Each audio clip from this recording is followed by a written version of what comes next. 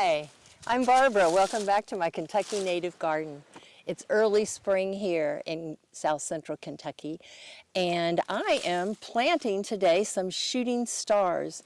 These are delicate little plants. They actually look like little shooting stars, and the bumblebees love them. They're called spring ephemerals, and I'm going to show you some more spring ephemerals in my garden today.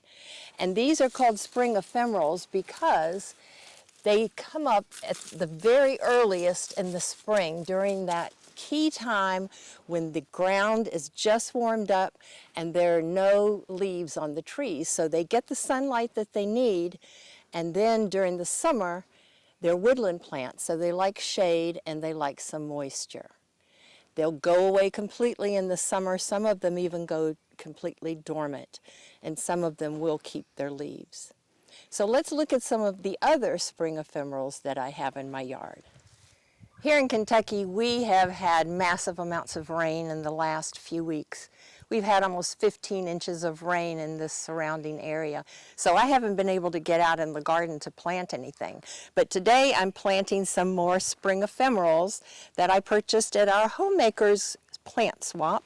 This is called foam flower.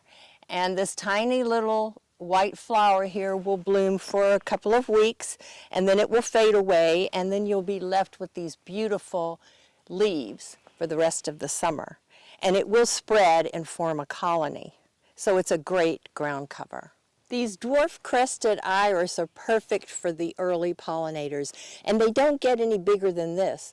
They will spread like crazy. I transplanted these from the bottom of the hill, and they have spread all the way up this hill. In this little patch we have 3 different spring ephemerals.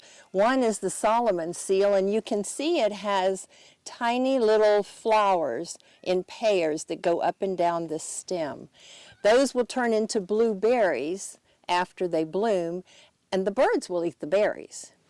This is bellwort, and this yellow flower will attract mason bees and bumblebees, and the ants will distribute the seeds. But the deer also like these, so we'll see how long they last. Over here we have columbine. This has this pretty little orange flower on it, and the hummingbirds really like the nectar from those flowers. These are Dutchman's breeches. They have beautiful fragile flowers, and the little bloom on them looks like a little Dutchman's breeches, and the bees love those flowers. Also here you'll see some little green and gold. I transplanted these from underneath the cypress tree, and they are already spreading. I transplanted these from this wonderful carpet of green and gold that's under my cypress tree. It has formed a mat over the last 3 years, and it stays green year-round. I'll have these little yellow flowers probably for another month. This is purple phacelia. It's another beautiful spring ephemeral that's great for the early pollinators. And here are my celandine poppies. They come up reliably every year, and they will reseed themselves and spread out all over the yard.